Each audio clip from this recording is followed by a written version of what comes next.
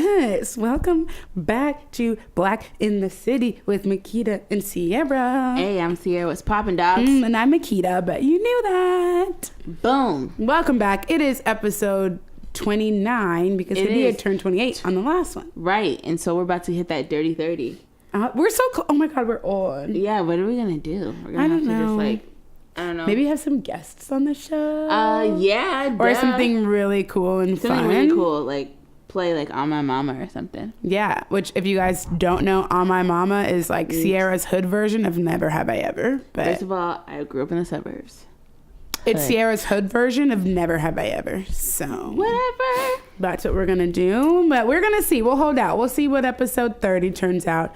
You know, we going to see how we going to celebrate. But it's going to be good. So you're not going to want to miss it. But it's fine because you guys don't miss any anyway. Because you tune in every week. Y'all ain't missing no meals. We're into it. You know, what I was going to say. Oh, as usual, this episode is brought to you by Broken Kids Brand. Check out www.brokenkidsbrand where you can find Black in the City apparel. As Makeda has it on today. She's been doing it all over. You can't see it unless you're looking at our YouTube video, which you should be. But Yes. So you can definitely check out that apparel. We have shirts, we have hoodies, and there's all sorts of other lovely apparel on the website. Follow them at Broken Kids Brand on Instagram. Again, www.brokenkidsbrand.com, and get that stuff going.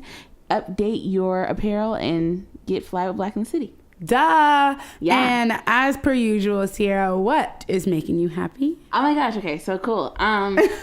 So this weekend was very interesting. I just worked, you know, because that's what you do. That's what I do on the weekends. I work. But I'm really excited. Oh my God. Why are you excited? Glasses. Sierra told me when I got to the studio, you guys, she was like, I have an announcement to make and we're going to have to take a shot for it. Yeah. But she won't tell me what it is. So I have literally no idea. So she has a mixed drink. So I'm about to be as shocked as y'all for whatever comes out of her mouth. It's good, but it's not. It kind of has something to do with me. Not really. Okay. What is it? Yesterday I found out that I am actually going to be an auntie for the 4th time. My brother's having another baby, and his wife Jessica. Yay, so congratulations to them. Okay, yay! y'all, So baby number 4. So I'm really Mm. excited. I think she thought that I was going to say that I was having a child, but obviously there is a little bit of libation in my hands. So we won't be doing that. I didn't know what she was going to say, you guys. I really thought that was going to go in any number of directions. But What did you think I was going to say? I don't know. Have you met you? It could literally be But I didn't know it. Like, you think I was going to say, like, oh, I'm going, like, vegan? Like, it's crazy. Bitch, that would probably. that would be a really good one. But no, I'm just really excited. Like, my brother FaceTimed us yesterday, and he kept being really So antsy. this is his 4th baby? 4th baby. So they have 2 girls and 1 boy already. Braden, Makeda, and Amina. And so hopefully, I don't know. I would say, you know, just to balance it out, a boy, but obviously you just want a healthy baby. Maybe it's twins, Blessings. You know? Oh, shoot. Don't put that on them. My sister-in-law would be so pissed. She'd be like, don't say that. But yes, I'm just very excited for them. Yes. Okay. So it's so beautiful. How was your Easter? It was cool. Like, first of all, I was tired as all get out because I didn't go to sleep until like 4 o'clock in the morning because I was working. You was at work. And I went to Tacoma and went to church with my family. And then my mom cooked all this food that I wasn't supposed to eat, and I ate it. They do that. Yes, and I took a nap, and I went home and went to sleep. You know? That's still a good day. Definitely shout out to my mom for like giving me a bunch of food that I wasn't supposed to have.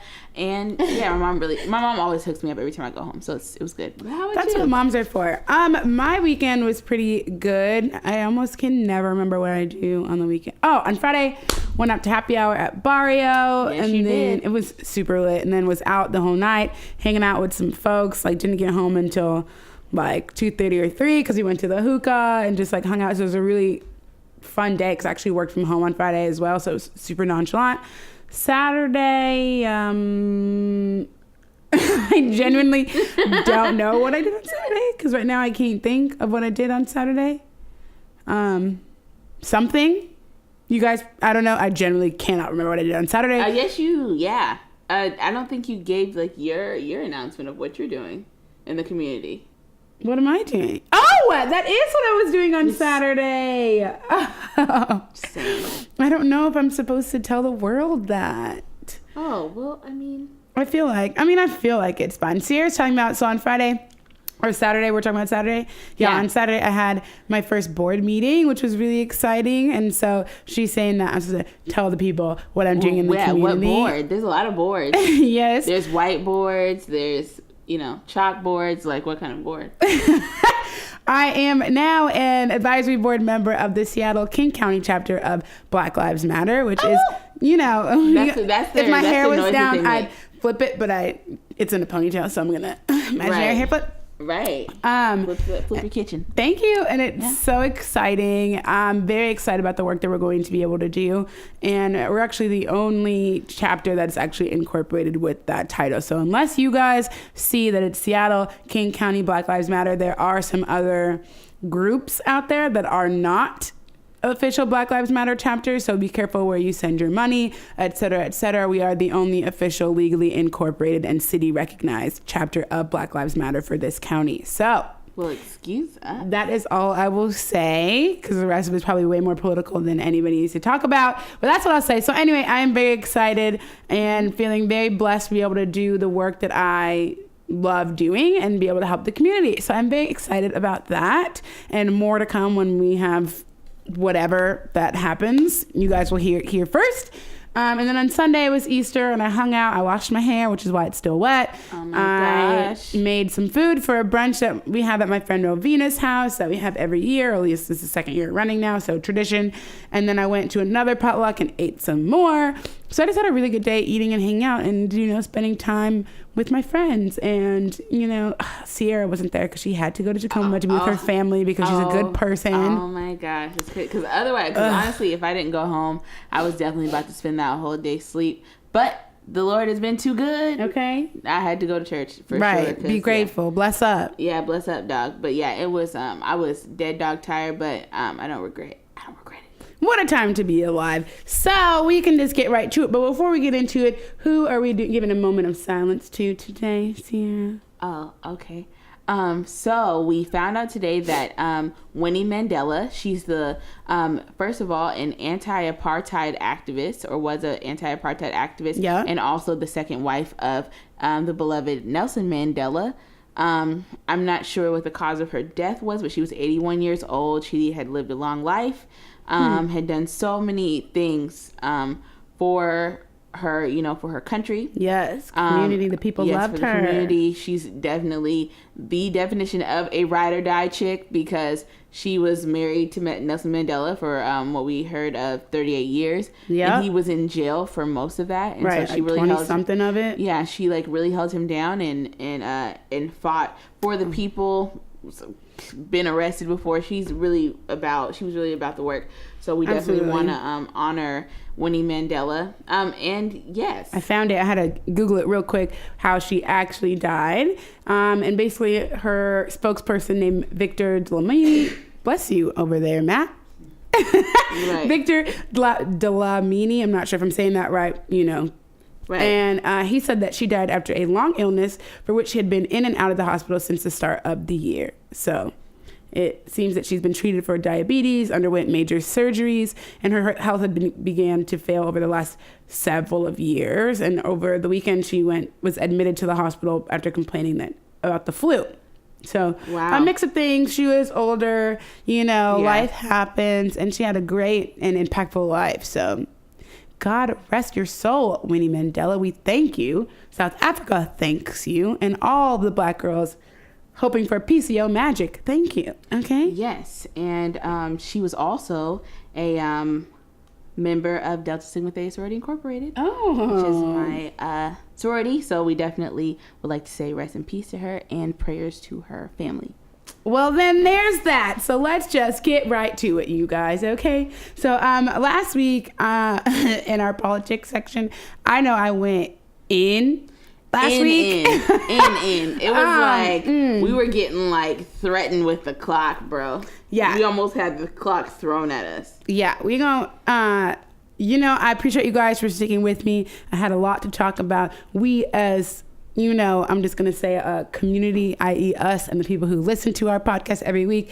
There's a lot that we have to talk about. And so sometimes we just can't avoid it or shorten it or, shortchange it. And so sometimes we just have to And we give you guys a precursor. When it's a heavy episode, last week was very, very heavy. But we needed to say all of those things. So we were trying to cram it all in for you guys. So definitely thank you all for listening all the way through and bearing with us. As always, once you get through the episode, put an eggplant emoji in the comments.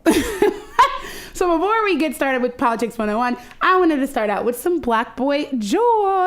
Yes, okay? Because we love our Black boys. Absolutely. Some British Black boy joy, Yes. So there were 3 Black British schoolboys who will soon receive a National Service Award for their role in helping save the life of a man last year in Waltham Cross, England. So basically, Devontae Cafferkey, Sammy Farah, and... let me see. Sean Young, there's the other name. So they're 13, 14, and 12 years old. They saw a man sitting with a rope around his neck on the edge of an overpass on September 21st last year. And they rushed to grab him, and they held him, a grown man, to his weight. So he was on the other side of the overpass. So they held him up and kept him back so that he wouldn't jump. And then their friend Sean called for help. So they held on to the man for hours until another adult came by named Joanne Stammers. Hours? Mm-hmm. It says a couple hours. Don't want to scroll and find how many, but for a while. And she took over for the boys, and she said that she held on to the man for what feels like forever until authorities arrived to take the man to the hospital. Dang. Was he inebriated or something? No. And so she's saying that, Devontae, the 14-year-old, he told interviewers that we ran and got help when we saw a rope around his neck and we were persuading him not to jump. He said he was crying and wiping his eyes. We told him, you have a family. It's not worth it. Right. They're strong little boys. Exactly. And so the woman, Joanne, who ended up coming to help them before the authorities got there, she said that they relaxed when she took over, but they were distraught. And she kept thinking that they would need counseling because they had somebody's life in their hands. And if that they had let go, he would have died, basically. Right. And she also said that they had had a lot of strength to hold him up because she said that he was passing out because he still had the rope attached to him. So they were holding up basically dead weight. Yeah, that's waiting for him to get there. Sure. So if they had even let him go at all, he would have died. Shoot. So we gonna shout out to them being in the right place at the right time. And Devontae's mother was saying Sean actually was the one who's let's hurry up, we're gonna be late. And if they had just been loitering around, doing what kids do for longer, who knows? They might not have gotten there in time to save him. So there is always a reason for everything being in the right place at the right time, doing things. So shout out for y'all. Yeah, for definitely all 3 of y'all. That, yeah. Right, exactly. And we need more of that. So I feel like we had to start out on a positive note. Absolutely. Right. Because the next thing is not so positive. It actually pisses me off. Okay. So last week on Friday, they look March 30th is when this article came out. So I think 2 days before that. So last Thursday on the 30th. Okay. Found in California. So the headline says lesbian mothers and at least 3 children killed after driving off a cliff in California. So the family, 5 members of their family were killed. So Jennifer Jean Hart and Sarah Margaret Hart are a married couple, both 38. They were killed along with 3 of their 6 adopted children. So all the kids are Black. Yes, all 6 of their adopted children are Black. I will say all of their names because we need to say their names. But the 2 women that are the wives are white. Doesn't necessarily matter, but it is problematic for some people, right? We just painting the picture. We're not making any assumptions here. Painting the picture. Let's paint the picture. Okay, so both of the wives, the couple was killed. 3 of their 6 adopted children, Marquise, who was 19, Abigail, who was 14, Jeremiah, who was also 14, was killed. 3 of the children remain unaccounted for, but are presumed to have also been killed in the car crash. That's Hannah, who's 16, Devontae, was 16, Devontae, who was 15, and Sierra, who was 12. And the reason why we're talking about this, or even know who this family is because Devontae, who was 15, 2 years ago, he was in a viral Twitter photo from a Ferguson protest when he was 12. So 3 years ago, when he was 12, he was in a viral photo of him hugging a police officer because he was in Portland. Yeah, he was at the protest holding up a sign that said free hugs, and the cop came up to him because he saw him crying. And they talked about life, and it was just a really sweet story. So lots of people saw it on Twitter. So that's how we know who Devontae is. Okay, so the exact nature of the accident. So what happened is that they are from Woodland, Washington. So that's here somewhere. I genuinely don't know where Woodland is, but it sounds like it's in the sticks. And they were driving to California, or in California. So it seems that they went on a family road trip. So the reason why it's a little bit questionable. So somebody walked by the edge of the ravine, so they were on the overpass and saw their SUV at the bottom of the ravine basically and called the police like any normal person would. But the problem is that there were no skid marks, there were no brake marks, and there's no indication of why the vehicle went off of the cliff at approximately, I know it didn't say how fast, but approximately 75 feet or more off of a dirt pullout and went into the Pacific Ocean, which if you're wondering why it says 3 of the kids haven't been found, it's because it was like the ravine is full of water essentially. So they believe that 3 of the bodies were washed out to the Coast Guard in California. That's very fishy too. Right, like because if they were all in the car, like how did just like 3 bodies just randomly just? I mean, they could have been thrown out. I mean, the vehicle landed upside down on its roof, but you never know. I mean, anything could happen. And they were actually they checked the speedometer the last miles 90 miles per hour. Oh, okay. So 90 miles per hour, no skid marks, right? Yeah. And the police chief, I think, Allman, who's saying this, Mendocino County Sheriff in California, Tom Allman, was giving this statement. And he said that there's no evidence or no reason to believe that this was an intentional act. If this was an intentional act, I truly believe that both between the Highway Patrol and the Sheriff's Office, we are going to come to that conclusion, and we will share that with the public. That's what he's saying, and that's a very policey way of talking about it, as we would expect. But what's interesting, so here's why it's problematic, is that since this investigation on the crash, and even before this, the Harts have actually been recently referred to Child Protective Services because of bruises that were found on their kids. The neighbors have reported that Devontae, in particular, the same boy that was in the viral photo, had asked for food, but was terrified for the neighbor to bring the food to the house and asked him to leave it at the fence. So it's like really fishy shit basically going on with these 2 women and their 6 adopted kids. Right. And then actually before this trip, it shows that Child Protective Services tried to make contact on multiple occasions between their referral to their office on the 23rd and the crash on March 28th. So in between that short window of time, Child Protective Services tried to check in on the kids multiple times and were unable to actually see the kids. So nobody knows exactly when they left. They looked at the house and they determined that it seemed like it was going to be a short-term trip basically because their pets were still in the house, food, all that kind of stuff. So it didn't look like they had like packed their whole house up to like make a break for it. Right. But also we do know that about suicide, it is a fact that when people decide that they're going to kill themselves, it's actually the happiest that they ever are because they've come to that decision. So it's actually quite likely that if they had decided that they would not have done anything to like put their pets up, get rid of food. They wouldn't have done anything like that because they're not concerned about it because they have made that decision. So there's that. Yeah.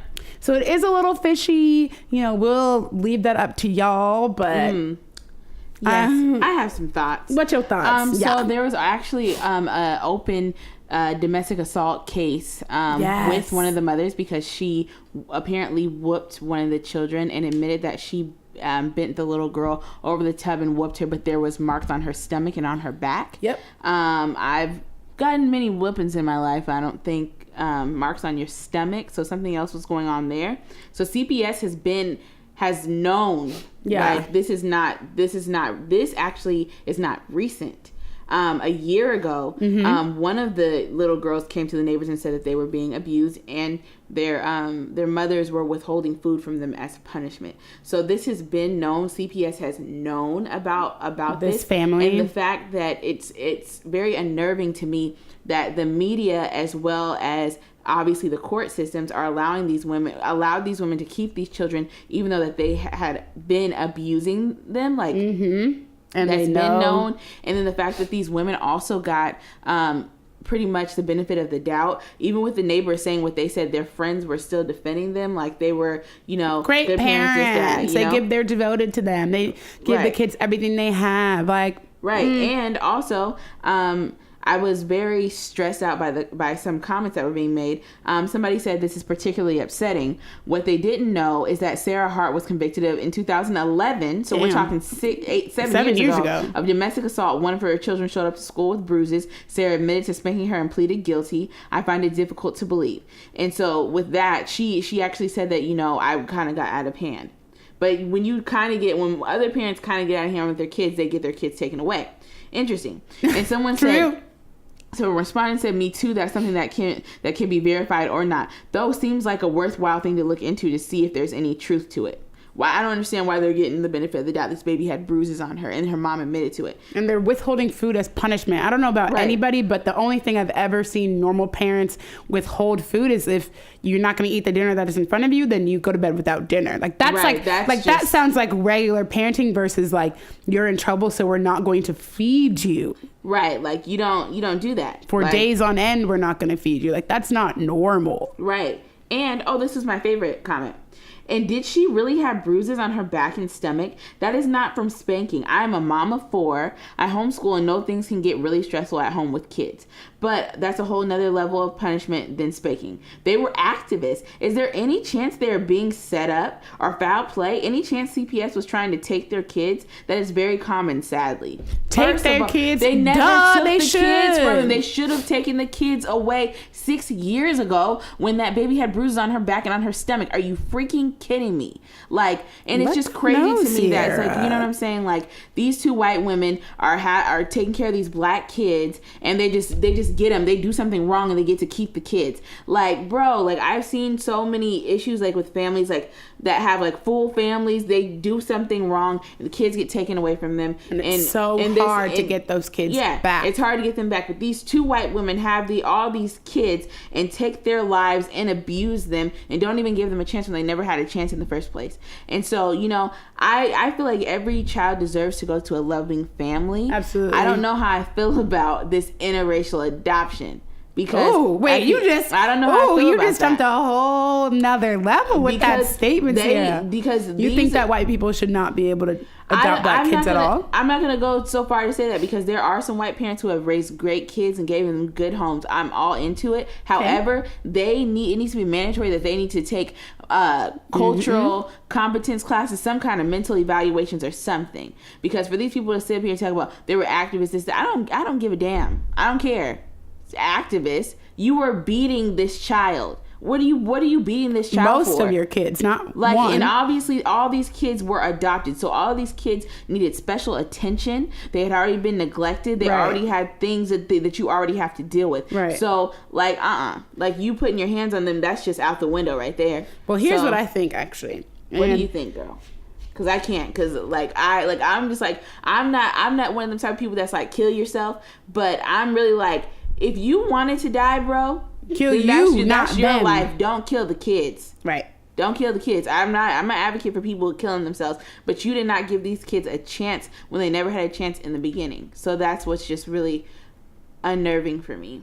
My issue, I mean, I don't disagree, but my issue is with the family court system and the assumption that women are innately better parents than men. And I wanted to talk about that last week, but we were talking about other stuff and I didn't want to pile on, but we were talking about that, I can't think now, but I don't know, remember what city, but the black guy and his daughter was killed by the wife and by the girlfriend and her boyfriend, or his ex-girlfriend, like his baby mom and the boyfriend. Right. And that he had told Child Protective Services multiple times that his daughter was being abused, that it took forever to even go and check in on his daughter. Then like the worst irony is that on the day of court when his ex-girlfriend and her boyfriend were charged with the murder of his child was the day that CPS was actually supposed to go and visit the child in the home. And he had petitioned for custody of his child numerous times and went to Child Protective Services, and they just were like, oh, we'll get to it, basically, like the system does. We understand that it is a big system. It's overworked. We know there's not enough people. But when somebody is coming to you multiple times, it's not just like, oh, I'm here once or one complaint. But when somebody is consistently coming to you and saying that I need to get custody of my child, there is something going on.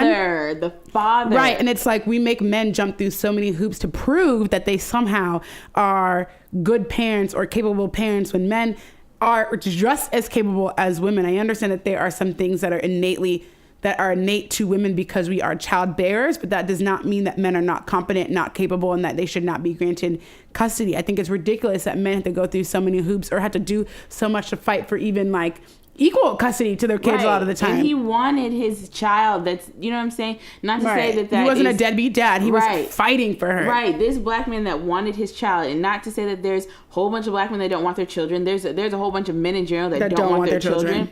So for me, it's just refreshing to see like somebody that was really, really fighting hard for his child. He could have just been out the streets like trying to get it. Like right before, like he had not seen his baby in like 4 or 5 months because of what was going on. Right. And he couldn't get to her. And the next time he hears about his child, she's dead. So, and she was only like 4. Yeah. So, 4 years and old. her mother killed her like, and had no remorse. 911 call, no kind of emotion, just very cold. And you hoes, listen up. Okay. Listen up. Like, let me get a drink. Wait a serious. Minute. These, you women out there that have, you know, your babies or whatever, okay? You have your babies and you get a little nigga in your life. Stop. And you're going to choose a nigga over your kid. Come on. You're trash. You're trash. Like, that's just what it is. You ever pick a nigga over your kid? Like, if you're a single mom, whatever, that's what it is. But you're picking a nigga over your kid, and you let that nigga put his hands on your baby, and kill your baby, and you stand like you're a freaking knot on a log. Like, I'm so disgusted by that. I hope they put her and him under the damn jail. I hope they put them under the jail and serve justice for that baby. I do not care. Like, there is no excuses there. If somebody is trying to harm your child, you should be trying to lose your life trying to protect your baby. You better believe it. But you gonna let a nigga put his hands on you. You're gonna like, the baby had burns on her. Yep. She was malnourished. Yep. And like, because it's not just him abusing her. You didn't feed your child. You did the most. Actually, I'm not even saying things. Sarah said it. We just gonna let that rock. There's nothing else like, for her plain to and say. simple. Like, you let your baby die for some dick. That's what you did. That's what you did, and you're trash. And I hope they put you in jail forever and you never get out because you did not protect your child. She was an innocent child, and when a child is small and innocent, they rely on their parents to protect them because they're innocent, and that's what it is. I do not care. Like, I don't want to hear no sap stories about how she grew up. I do not care. You protect your child at all costs. Like, I don't care. Stop bringing random niggas around your kid. Like, I just can't. I can't, and I don't want to talk about this anymore. Absolutely. I'm getting upset. So it seems like Child Protective Services is failing with that on all. I will snatch that crochet wig off her head. Like, dead serious. Like, they need to beat her. I don't even care. Y'all, Sierra is hot, so I'm not even going to talk about that no more. We're just going to switch gears because she said all the things that anybody could say. And so last week, we're just, we're going to keep with the updates on stories. So we will continue to follow that story as we figure out what exactly happened. We will keep updating on that story. And so right now we're going to update on the Alton Sterling story from last week. If you remember, we talked about how the Louisiana City Police or Baton Rouge Police decided not to charge Alton Sterling's murderers with his death because that's what they are murderers. So I actually kind of wanted to look into it to kind of figure out how exactly do police officers continually get off with murdering unarmed people, right? Or not even unarmed, people who are just not actual threats to the police, right? Absolutely. So I wanted to figure out what exactly is going on and how has a system protected itself in order to keep this kind of thing going? Because if we don't look at policy and law, we'll never get anything fixed because there's always a root to the problem. And a lot of what happens, and shout out to my dad because he's the one who made me think about this because he said I was, extra emotional last week, which I was, but I had to think about, okay, hey, it bees like that. Right. Like, we can be passionate, and I obviously am passionate about these things, but passion can't be without facts or without action. And so I wanted to figure out, okay, well, we can all be worked up about it, but how do we make things change, right? Why do we continuously see police officers not get charged or get away with it? Right. What are the legal grounds for that? So had to look into that. And it seems, that there are 2 Supreme Court rulings, so precedent basically, that has almost like straitjacket tighten this up to make it very difficult to even charge police, which is why we don't see police officers being indicted. So 2 Supreme Court rulings that make it really, really difficult to charge and convict officers with shootings in the line of duty. So the first one is Tennessee versus Garner, that says that it is okay to shoot a fleeing suspect when the officer has probable cause to believe that the suspect poses a threat of serious physical harm either to the officer or to others. So a fleeing person, he has the right to shoot, okay? And then Graham versus Connor states that the reasonableness of a particular use of force must be judged from the perspective of a reasonable officer on the scene rather than the 20/20 vision of hindsight, which is fair, but it allows you to say that's the one that allows cops to just say, oh well, I was fearing for my life. So I have a hard time which is ridiculous that somebody's a threat to you when their back is to you and they're running away from you. Oh, it makes no sense, but it's so general and vague that anything can classify as probable cause, right? Because all I have to say is, well, I thought that if he ran away that he would harm somebody else, right? I thought that he had a gun, so if he runs away, he might shoot somebody else. Like, that's literally all you have to say, and then it's like, okay. I think they're just trying to get away. And, of course, the system is built to protect them, and it's not built to protect us, and it's especially not built to protect Black people. And I would like to put out there and say, like, while we talk about cases that are in the media, it is not only Black and brown men that are being murdered by police. White people are murdered by the police every day, okay? The only reason why it's different is that Black and brown men are killed at a disproportionate rate to our capacity in the population, right? And there's no reason why it's disposable. Absolutely. Yeah. Right. We see justice be served a lot more frequently, a lot more swiftly, and a lot more succinctly when it is a white body that is killed, right? A white person is killed. So it's not to say that these things don't happen to everybody. So I want to make that clear. It really does. It's just that we suffer from this at a rate that is just despicable. It just doesn't make any sense, right? There's no arguments for it. So then the one thing that I would say in Stephon Clark, before you say what you're going to say, I want to finish talking about the law. The one thing that complicates California's law is that they have a use of force statute, which states that any officer who has reasonable cause to believe that the person to be arrested has committed a public offense may use reasonable force to effect an arrest to prevent escape or to overcome resistance. So that's like an additional law that California has on top of the two Supreme Court precedents that makes it really, really difficult to charge police. So it's really going to be unlikely that we will see Stephon Clark's murderers be indicted, yet let alone convicted for his murder. So the reason why I wanted to talk about this is just like we need to advocate for a change in law, because otherwise we're going to just continue to see police officers get away with it. Right. Absolutely.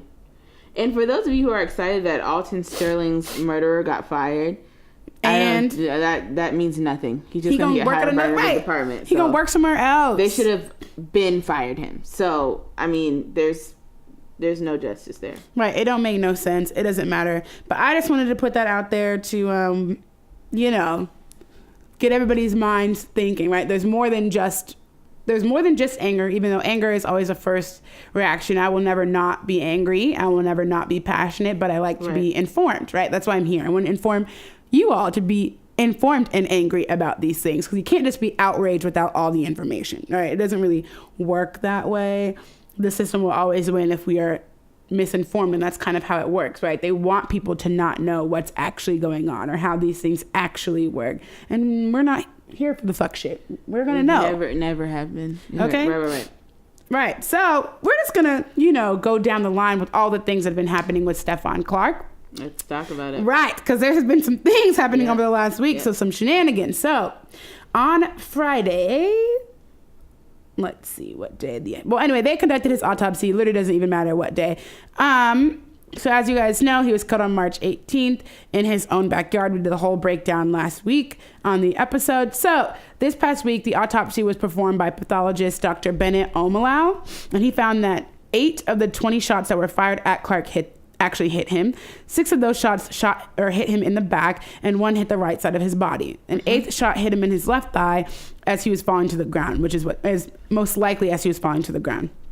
Okay, so the reason why these findings have pretty much put the city of Sacramento, but all the public, in uproar is that these findings directly contradict statements by the police that he was advancing towards the officers when they shot him while fearing for their safety, right? How, if 6 of the shots hit him in the back, was he actually advancing towards you?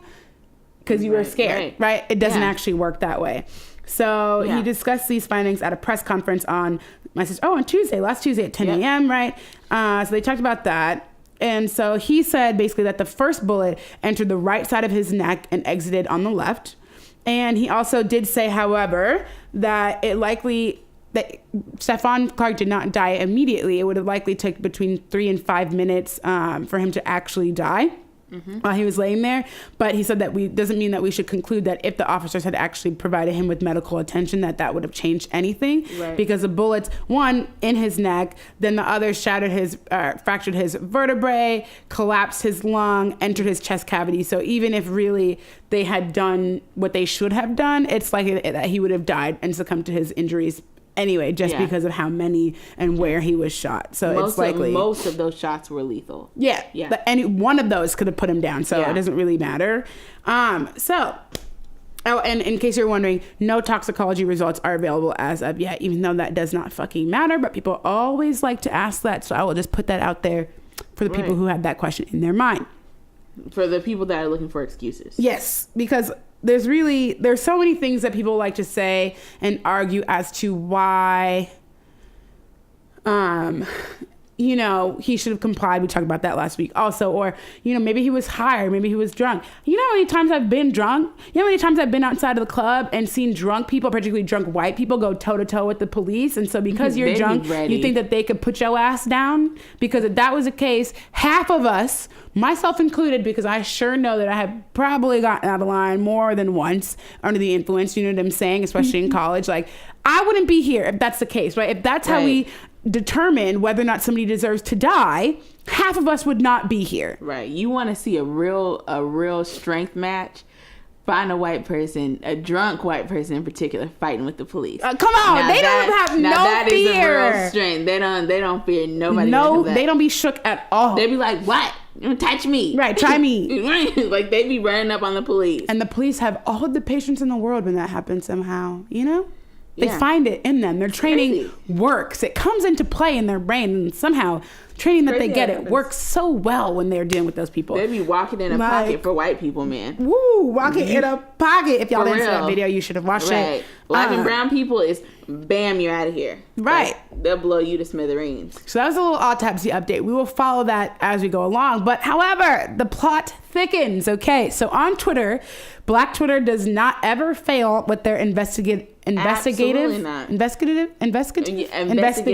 effort. Right. Investigative capacity to find the tea on everybody.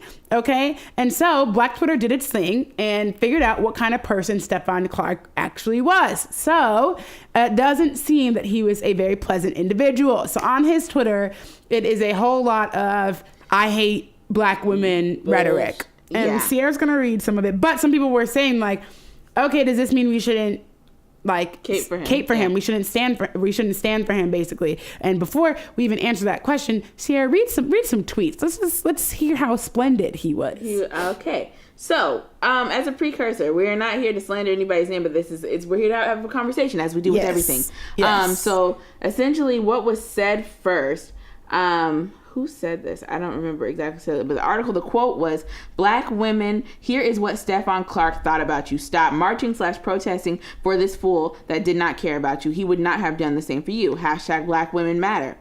He said, somebody made a tweet and said, "Black is beautiful."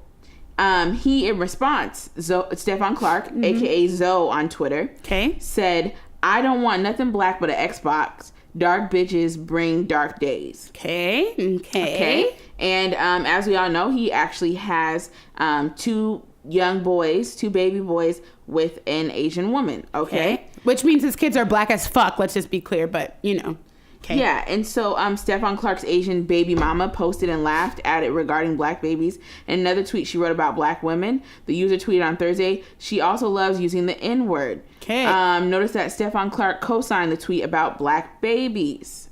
Let's see. Okay, so his girlfriend, it's a tweet from his girl, allegedly written by his girlfriend, which reads, "This nigga said, I don't want no black baby. I'm already black. I don't need no black baby." Okay. So, and so when someone said that, he responded and said, "On God, 100. Right. So he agrees for those who don't speak fluent Twitter. Yeah. So he doesn't mess with black girls because they're too mean. He only does white bitches because they got cheese. Okay. because black women aren't getting money. Got it. However, he's saying that, and he has an Asian girlfriend, but let's let that rock. Okay. Yeah, and so we have that there. So now, based on those tweets, that is enough to send you into an uproar, because obviously that is self-hate right there. For you to say that you know, that black girls, dark bitches in particular, bring dark days. That's self-hate there. So the question is, for the black community, black women in particular, do we cape for him with his self-hate for black women? My opinion on that is we do, because at the end of the day, just because those were his views, we got to understand that he was 22. Don't know his environment. What he said was wrong. I will not agree with it at all on any day ever. That was wrong. But at the end of the day, he was a black man who was unjustly killed by police. So at the end of the day, I feel like we should continue to say his name. Yes, the things that he said were absolutely wrong. And if you're a black man that thinks that way, you are trash. Obviously, he didn't get to live long enough to get those lessons. Yep. Who knows if he would have ever got them. But regardless of all of that and all the hateful things that he did allegedly say on Twitter under his account, he was, again, still a black man who was unjustly killed by police, unarmed. Yeah, I mean, I don't disagree. I'm just trying to think, how I would argue that, right? And there's no argument on the other side. I was really trying to think, how can I play devil's advocate to this? But there's really no way to be on the other side of this argument if you're not if you are a regular logical thinking human being, because the police are able to escort mass murderers to Burger King after murdering 8 people or 9 people in a church, and he was hungry, so they took him to the drive-thru. Do you know what I'm saying? Wow. So it doesn't matter what your beliefs are. I don't care if we do not live in a society run by anarchy, okay? Right. The people who are there to judge your actions are called a jury of your peers, and every person is entitled to that. So as much as I dislike people who are mass murderers, KKK members, all kinds of hateful people, I don't care who you are. Mm-hmm. No one who is unarmed and is not committing a violent crime deserves to be murdered by the police. It doesn't matter what your skin color is, and I will stand up for any person regardless of their beliefs, color, or creed, because the police need to be held accountable for their actions. We don't live in a vigilante based justice society, which is why we think we have the police. That's why we call the police to handle our problems for us, because if we didn't, we would have a lot of other fuck shit going on. That's why we have the police in the first place, to keep the peace. And there is no way that we're going to be able to do that if we continue to allow the police to get away with whatever they want to get away with, simply because of the police. So I'm not with the shits. I don't care what you do with your life. You could have just killed somebody, and I'll be like, great. The crazy part that I think about that too is that it's just like black women. There's a lot of women that are out here that are like, F him, like, we're not saying his name, we're not caping for him, any of that, right? But it is also like black women to be like, you know what, we're gonna pick up that burden and we're going to still push, still gonna hold it up, like, you know what I'm saying? Even the black man that didn't care for black women or was disrespectful to black women, we still cape for them always. So not to say that that's a good or bad thing, it's complicated, but it is complex in almost every other matter, but I don't think it's complex in this scenario. I don't think we're not allowed to pick and choose based on people's political beliefs, based on people's thoughts about other human beings, on human rights, period. We're not able to pick and choose on this police accountability issue. Right. The police cannot murder people who are not armed, who are not causing them direct harm. You have so many other, they have so many other capabilities, so many other options. You could have tased them, rubber bullets. Y'all sure knew how to use your batons when Rodney King was out here. So you have them on you. You carry them everywhere. You threaten people with them, but somehow you're unable to use them. So no, it's not complicated for me. That's just what it is. Yeah, it's black and white. The police have to be accountable. So we're just going to go with that. Now, is it unfortunate that he's not a perfect victim? Because this would have been a great, what do you call it? Like a great face case. Do you know what I'm saying? I mean, not that we don't have so many others, but really a person in his own backyard minding his business. It's not like we don't want that to happen. But if you look for any other kind of victim possible, that's a good face case as to why police need to be held accountable. So it's Right. unfortunate that it's, tainting that, but it doesn't matter. He still Right. didn't have a gun. He had an iPhone, so I don't care. 6 bullets went into his back, and he was somehow a threat. Yeah, I'm not with this shit, so. Yeah, we're not. That's not going to steer us from continuing to fight for justice. Right. There. So you tried it. Thank you for those who brought that up, because at this point, that matters in the conversation, but in a sense it doesn't matter because he is no longer with us. Right. But I feel like in a way, like, I get it, like, information good to know, but it's also I feel like that's also being used as a tool to divide the movement. Absolutely. So we're not going to let it happen. You tried it, so yep. Here we are. And so the one last thing I would say on this Stephon Clark update monologue that we're on, don't know what else to call it. Right. Over the weekend, there were protests in California and in Sacramento. A deputy, let's find his name. A sheriff's deputy. Blah, blah, blah, blah, blah, blah. Okay. Activist Wanda Cleveland, 61, was injured on Saturday night after, what is the guy's name? Anyway, we're just going to call him a Sacramento, right, sheriff's deputy. He ran her over at a protest. And there is video all over the internet.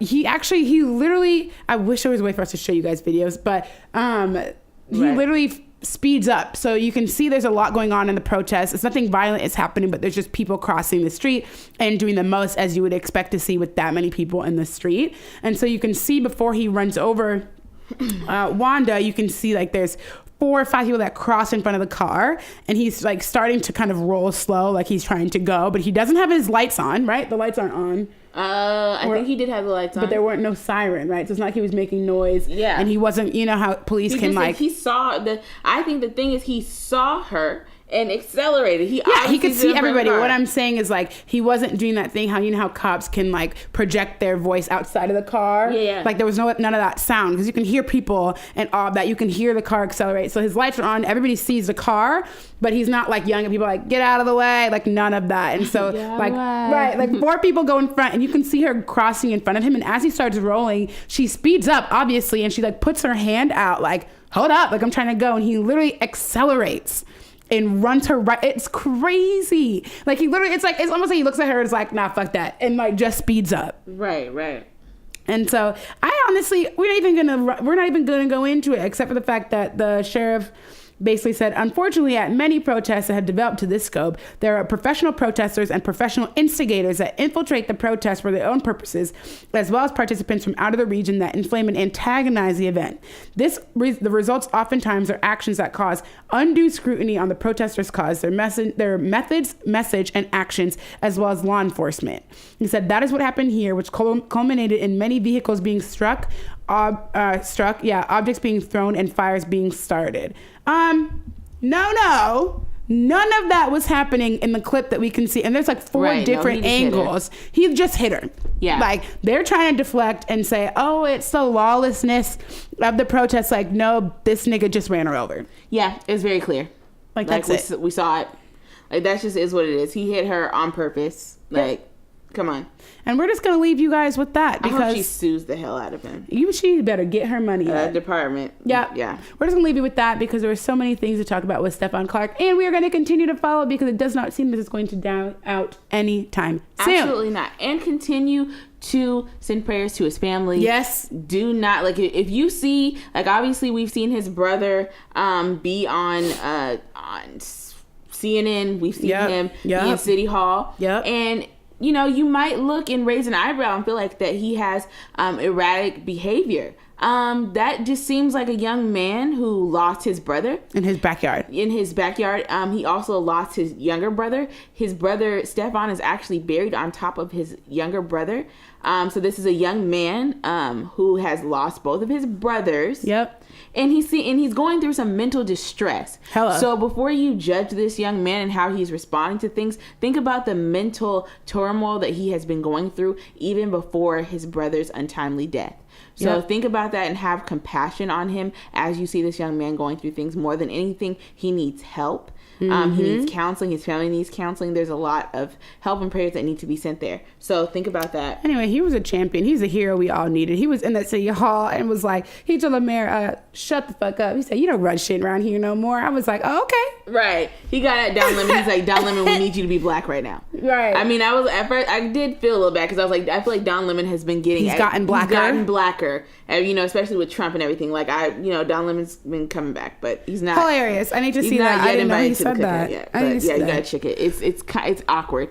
We have spent so much time talking about this, and I'm really sorry, you guys. We spent half of the episode again doing this today, but it is critical. So I hope that you stick with us, and I hope that we are making you think about things. And Matt is going to curse us out, but we're gonna go switch to On Trend. Yeah, we're gonna get at it. So Fabulous. If you don't know who Fab is, I don't know what to tell you. Fabulous. He's a rapper. Yeah, he's a rapper. He spells his name wrong. No, I did not spell Fabulous wrong. I know how to spell it. That's how he spells it. Chip teeth. That's what he's best known for. He did a song with I'm So Into You with Tamia. And he's very swaggy. Yeah, we're not going to sing his accolades. No, we're not. Because he's in the hot seat right now. So, what happened? Allegedly, we'll say alleged even though we know it's real. know what happened. So, he has been with longtime girlfriend Emily B. The history of him and Emily B, they have 3 kids. 1 is Emily's child that she has on her own, and 2 are her sons that she actually has with him. Okay. They've been together for a very, very long time, but she's one of those kind of girlfriends where it's like, oh, she's my girlfriend, but I don't really claim her like that. She was actually on like one of the first seasons of Love and Hip Hop. Oh, really? Yeah, and they highlighted the fact that Fab had been cheating on her and all that kind of stuff. Like, it was like well known in the industry that Fab had been cheating on her. Like, she started out as a stylist or whatever. He's a typical nigga, yeah. And they got together and things like that. So recently what has surfaced is that Fab has been putting his hands on her. They had a March 7th incident where I guess she apparently was in LA at the same time as him, did not tell him that she was in LA. He got angry at her, threatened her via text message. And sometime between March 7th and last week, he allegedly punched her in the face 7 times. And when he punched her, he knocked her 2 front teeth out. Yep. And so there was a video that just resurfaced a couple of days ago of him being outside. He was outside of a car, had a bodyguard. She was like running around screaming. Her dad was cussing Fab out, and there was kids screaming. I believe that they were their kids. Yeah, they were screaming. And so he was cussing at her and like kind of like lunging at her, and she was, jumping back and things like that. And so apparently the backstory behind that is that allegedly when Fab was threatening her via text message, she had instructed her father and her brother to go to the house and get the firearms out of the house because he had threatened her. So he was upset by that, came in the house, couldn't find the firearms. And so in the video, he's lunging at her. So she's smart as hell. That's what she is. He was lunging at her. Her dad was cussing him out. He threatened, we don't know what he had in his hand, but I thought it was some keys. Other people are saying that it looked like a razor or a knife. It looked like a pen to me. He threatened the father and said that I have a bullet with your name on it, blah, blah, blah, and telling her to stay the F away from him. So with that, what is crazy for me with this is that the people that are trying to defend him. So, we thought that Lil Dicky woke up in Chris Brown's body. Fab woke up in Chris Brown's body via 2012. Stop. Via 2012. 2009. Because I'm still a Chris Brown fan, but via 2012. That's literally, isn't Rihanna? That's like 2009. 2009. So like Fab woke up in Chris Brown's body 2009 and some of a couple years ago. Okay. Essentially what is very crazy for me is that people that are saying like, well, he didn't hit her in that video. If you look at the way that she's responding to him, understand that people speak without speaking. The way that she was responding to him, she was like, when he would come her direction, she would scream and run. That is a clear sign of somebody who's been abused. Around the car. Yes, was running from him. That is a clear sign that he has hit her before. He has threatened her before. If this is his first time hitting her, she wouldn't have flinched like that because it would have been shocking. She wouldn't have been expecting it. So for people that are saying that this man didn't put his hands on her, like, you don't know. Like, we obviously don't know the situation, but based on the way that she was acting, like, and mind you, he got a ticket for assault. Yeah. He didn't get jailed for it. And so a comment that I read was, A man said, can't tell if it's a gun in his hand or a phone. Eyes ain't that good. But damn, Fab, ain't ever seen this man at a character. Dude seemed like a laid back, stay out of the way type of dude to me. Think about it. You don't ever hear anything negative about Big Homie. All of a sudden, this dude flips. That bitch, he got effing his head up. 9 times out of 10, a B will F your head up, especially if you love the chick. SMH, not Fab. If these niggas don't shut up. Like, seriously, honestly, I thought that Fab was like one of those kind of like quiet dudes as well. But those usually be the worst. And to say, like, and first of all, you talking like you know the dude. Like, I mean, you can argue against my point as well. But at the end of the day, it's been well known that this man has been disrespecting her for years. And the conversation that they actually, shout out to Vision Beats Radio, they were having the conversation, but it's some of that part on the woman. Somebody actually made a comment on one of the statuses that I made and said, well, if she accepts it, then I accept it too. Yeah, no, fuck no. You don't know the circumstances. Domestic violence is not black and white. If this man has threatened her life, she has children with him. You don't know. Like, if, you know what I'm saying, there's domestic violence victims where their abuser will say, if you leave me, I will kill your family. I'll do this kind of stuff. So she probably was not trying to leave him out of fear. If this man, he probably has been manipulating her mentally for years. That's what they do. So I just feel like, and the people that are defending him are usually some raggedy niggas. And the women that are defending him, if you watch that video and don't think that this man has been putting his hands on her, you're trash too. Or it just don't make no sense. If I'm in a relationship and we've been cool, calm, and collected, me and Matt been together, we living, we chilling, we get all the babies, right, Matt? He living good. He gave a little grin, we bro. living good, we minding our business, right? And Matt out of nowhere threatens me. Okay, right, we might be riled up. Never happened before. My first instinct is not to send my father to my home to remove the weapons out of my house. Do you know what I'm saying? Right. Like, that is like a next level jump. That means she knows that this nigga is not bullshitting, because that means she is scared to be in her home with him in it with weapons in the house. So she knows that he is not playing around, because if that's the first time that he's ever threatened her, there is no logical person that is going to jump to that extreme immediately. Right. I'm not doing that, right? Why would I not feel safe with my partner if we've always had these weapons and you've never threatened me before? I'm not going to remove them out of the house. Or if I thought it was a problem, why wouldn't I remove them myself, right? Why are you scared to be in your house with him? You sent somebody else to get them out of your house because you didn't want to be in the house. Like, that speaks volumes for me in and of itself. If you haven't seen the video, you should Google it, because she was terrified. And Fabulous was behind his bodyguard, and she was still shook. So it wasn't like he was just to her. She was still terrified, and there was a whole ass man in between her and him, and she was that scared. So that speaks up volumes on its own. And my only other problem, or not, I have a lot of problems with this, but my problem is that men are not, it is mostly men who have these immediate reactions to defend the man and say, it's probably his bitch that's fucking her mind up. Like, he's been messing her head up. It's not even that, but why is it him? That? But it's just like, I also don't know why we automatically think like, that ain't real. We need evidence. This is why people die. If you read a book, you would know that when women are in abusive relationships, women in particular, but it happens both ways, but mostly when women try to leave, that's the first thing we say, well, if he hates you, why don't you just leave? Well, women are 9 times more likely to die in the time but that they leave their partner in the next 48 hours. So you guys think that or people who talk like that, let me not say you guys, people who talk like that think like getting up and leaving a victim, like a violent relationship, is super easy. I can just leave. It's not. You will die. Leave. And you have kids with this man. Right. It's not just her. And the bottom point blank line is, do not ever make excuses for domestic violence. It's never okay for anybody to put their hands on anybody. It's not okay. She was probably messing his head up. If she was messing his head up, he's rich. He can allegedly have any girl that he wants. He been fucking all these other bitches. Why he need her? Right. Why are you trapped on her? He can get his little money pack and go. Right. Like, his money pack. Just pack a bag with a toy and leave. You can go. Get your chopper and go, bro. You know what I'm saying? He got money to get them teeth fixed. Ain't done it.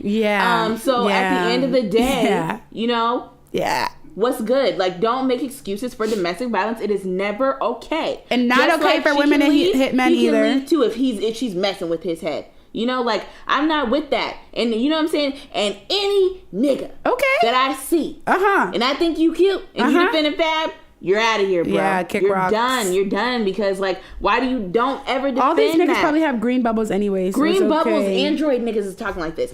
And the fact that he was disrespecting her father, that's why you're out of here. Oh, yeah. You will not your ass would be my grass. parents Right, out. you ain't never in your life You're ever. out of here. Ever. Like, that's grounds to be. Yeah, like, I will slide sad. your ass off that in itself. Right.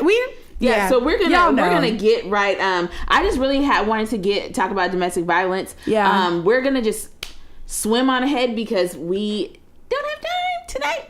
And we're gonna answer one question and get to our local lookout. Sorry, Matt. Don't be mad at us. We're trying so hard. We're trying. It's like life is real for us. We're Blacks. We're trying so hard. So essentially, okay. So can you be in a relationship with somebody who has a different religion than you? Mm-hmm. I think I might have an unpopular opinion. What's your opinion? Well, I actually have. I don't know how much I want to expose myself. I have encountered expose, this. Right, it doesn't matter. Confess. I'm confessing. I have encountered this personally, and for me, I don't necessarily have a problem with it. And here's why. Okay, so if you say, like, I'm a person who is a Christian, right? Not very religious, but spiritual. Okay, right. I'm definitely a believer. And for me, I think that any person I'm okay being in a relationship with any person who is also a believer. I'm not okay with being with a person who is an atheist, because for me, I think that that in itself is a fundamental difference. It is incompatible for you to be with somebody who does not believe in a higher power whatsoever. Because if I'm a Christian, I'm dating somebody who is a Jewish person or somebody who is Muslim, right? All three of those religions are tied together. There's a name for what those religions are called, those big three, but they're all like Abraham religions, Muhammad, I don't know. Muhammad religions or something, like based in something. Anyway, they're Abraham, all tied somehow. Moses. But we know that the Jewish, the Torah, right, is the Old Testament. Okay, so like Old Testament of the Bible. So clearly already we're believing in the same things essentially. And the Torah. The Torah? Did I say the Torah? That's what Matt said. Oh, the Torah is that song, right? Isn't that? Or something else. But anyway, the Torah. Thank you for the correction. But the Torah is the Old Testament. So you guys get where I'm going with that. But because for me, the reason why I could be with somebody who is a believer of some sort, unless you're like worshiping the devil, because like, no, but I'm not into it. But all three of those religions that I use as an example at baseline believe in the same things, right? We believe that love above all, treat others the way that you want to be treated. And I personally believe you treat others the way they want to be treated, not the way you want to be treated, because it's not the same thing. You expect kindness, for yourself and for your neighbors. You treat yourself with respect. You treat others with respect, right? You think of your community first. You think of how you can make the world a better place. And so it's like, even though you have different religions per se, but at baseline, all of those religions are based on the same pillars of how to be a good human being. And so I could be with somebody who we're not of the same exact belief, because if I'm gonna, we're down the line, we're gonna raise kids together. Fundamentally, the way that we're gonna want to raise our kids is going to be the same at baseline with the kind of values we want to instill. Now there will be conversations about what church are you going to, et cetera, et cetera. And I think that those are easier hurdles to overcome, rather than somebody who thinks that they were here all on their own, that thinks that everything they've accomplished on their own, of their own volition, which is asinine. And we're not even going to go into that. But a believer, we can do it. I will say no, because taking you seriously, like if I'm in a serious relationship with someone, I can't be unequally yoked, like in terms of like religion, like, because at the end of the day, at some point, like it's just like, even just like the good book says, not trying to preach. How can two walk together lest they agree? So if we don't have the same beliefs, that's kind of hard to, how are we going to raise a family together? Because we are going to have different ways of raising our children. We're going to be going to two different places on whatever day we consider Sabbath. So that's kind of hard. It's like you're a house divided. That's interesting. I mean, I don't know. Rock with it. I don't know. Like if you're my forever thing, I can't be praising Black Jesus and you praising, what is it, Muhammad? I actually don't know. Is that right? I don't know if it's right. Allah. Right? Jeez, that's so... Right? Okay, that's what I thought, sorry. But I thought that was wrong. Sorry. So ignorant. Allah. You pray for Muhammad's forgiveness. Bingo. Yeah, you pray for Muhammad's forgiveness. But Allah in the Quran. And I pray to Black Jesus. So, I think it's interesting. I really don't know if... you might be right in longevity, but I don't think that it's a deal breaker in the sense that I like...